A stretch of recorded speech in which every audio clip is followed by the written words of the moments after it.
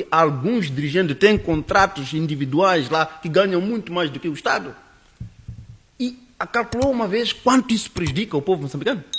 Podemos notar, efetivamente, que há algum atraso, há de haver algum atraso, está havendo algum atraso na nossa economia, não é verdade? Quando ficamos todos em casa, ninguém anda. Quando estamos na rua também há baleamentos. E digo que há até os que se aproveitam também da inocência para fazer o vandalismo, não é que nós dizemos. Isso, de facto, não é correto. Não é correto. Concordo consigo, não é correto. Mas não é correto também, é preciso perceber isso. Já imaginou quanto nos prejudica uma educação a todo o nosso povo de que se vive em política por roubar, com ladrões? Já imaginou, por exemplo, quantos hospitais ao longo deste ano tiveram que perder muitas pessoas porque não havia medicamento nos hospitais, por incompetência de um governo, por exemplo? Já imaginou quanto perdemos na Estrada Nacional número 1, por exemplo, porque os transportadores não podiam dinamizar a economia naquelas condições? Já imaginou o que nos causa uma turma de 100 alunos, crianças que sentam no chão, sem educação apropriada, porque um governo é incompetente? Já imaginou, por exemplo, o que é que significa um professor descontente, um médico, um enfermeiro descontente a tratar pessoas? Já imaginamos, por exemplo, quantas pessoas morreram no último quinquênio só por incompetência de um Estado, de um governo? Já imaginou? Isso as pessoas não contam.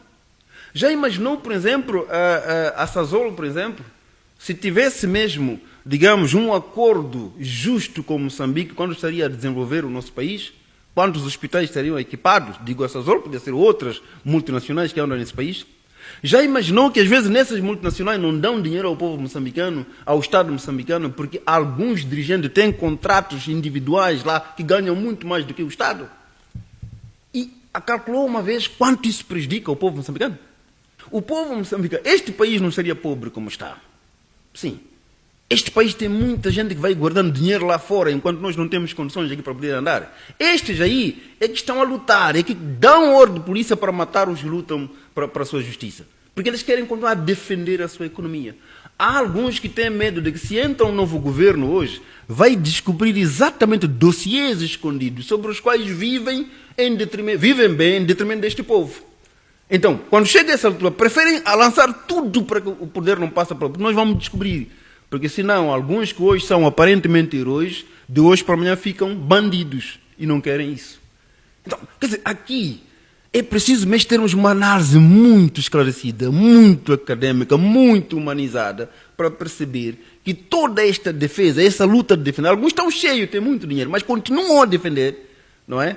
Porque tem dossiês muito escondidos que não querem que sejam conhecidos. E é a partir daí que nós ficamos sempre pobres. E ficamos sempre pobres.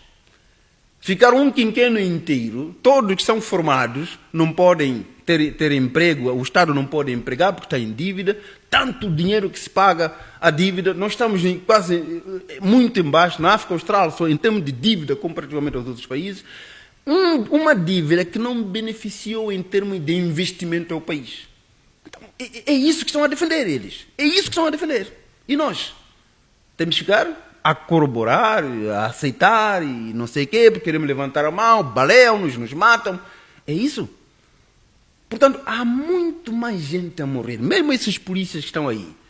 Aqueles polícias são vítimas também. Estão muito conosco. São vítimas também do sistema. É como quem diz, se você é comandante, deixa as coisas aí a correr como estão a correr, você vai perder o seu emprego. Não se explica a razão. Então, por medo, como é que vou viver? Se não perde, pode ser morto. Então as pessoas fazem. Mas falam conosco, nos dizem de facto.